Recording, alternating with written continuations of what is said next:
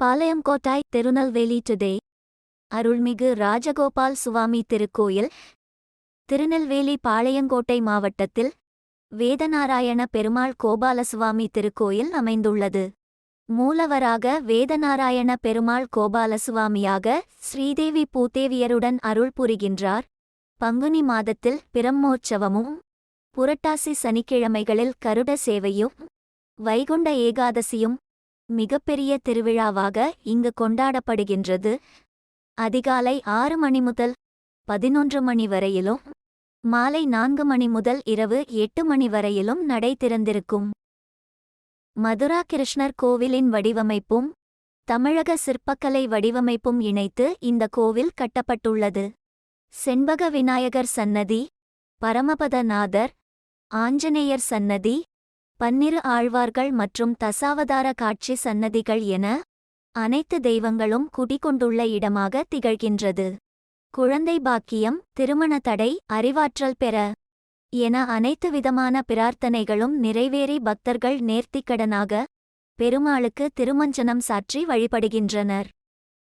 விஷ்ணுப்பிரியன் என்ற அர்ச்சகர் ஆண் குழந்தை வரம் வேண்டி கோபாலனிடம் வேண்டுகிறார்.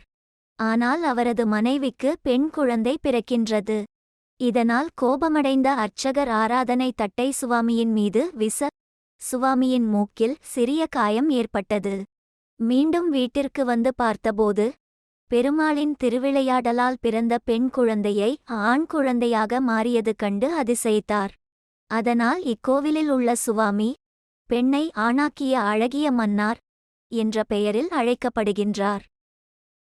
பாளையங்கோட்டை வேதநாராயண பெருமாள் கோபாலசுவாமி திருக்கோவிலில் வேதநாராயண பெருமாள் தேவியரோடு மூலஸ்தானத்தில் காட்சியளிக்கும் அதேவேளையில் உள்மண்டபத்தில் வேதவதி தாயார், குமுதவல்லி தாயாருடன் எழுந்தருளி இருக்கின்றார். அழகிய மன்னார் ராஜகோபாலசுவாமி ஸ்ரீதேவி பூதேவியருடன் கோவில் கோபுரத்தில் தரிசனம் காணும் வகையில் கட்டப்பட்ட மிக பழமையான கோவிலாக திகழ்கின்றது. அசுரர்கள் பலவகையில் இந்திரனுக்கும் தொந்தரவு செய்தபோது அர்ஜுனனிடம் அசுரர்களை அழித்து விடுமாறு இந்திரன் கூறுகின்றார்.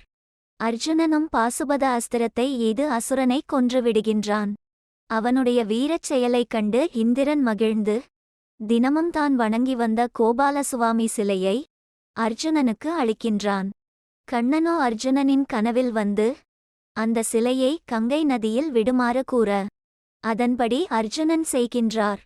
தென்பாண்டி நாட்டை ஆட்சி செய்த ஸ்ரீபதி மன்னன் கங்கையில் நீராடும்போது மிதந்து வந்த அந்த சிலையை இந்த தலத்தில் பிரதிஷ்டை செய்து அழகிய ராஜகோபாலன் என்று பெயர் சூட்டியதாக தலபுராணம் கூறுகிறது.